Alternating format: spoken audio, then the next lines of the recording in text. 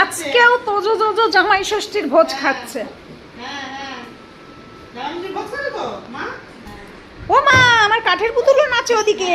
ওরে বাবা, ওরে বাবা, ওরে বাবা।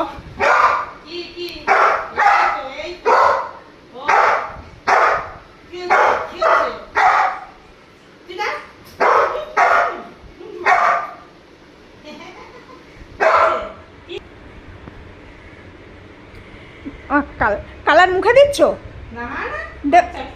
দিও না। কালা কি করে টেবিলে। ও এবার তুমি সরে যাও। আর কোথায় যায়?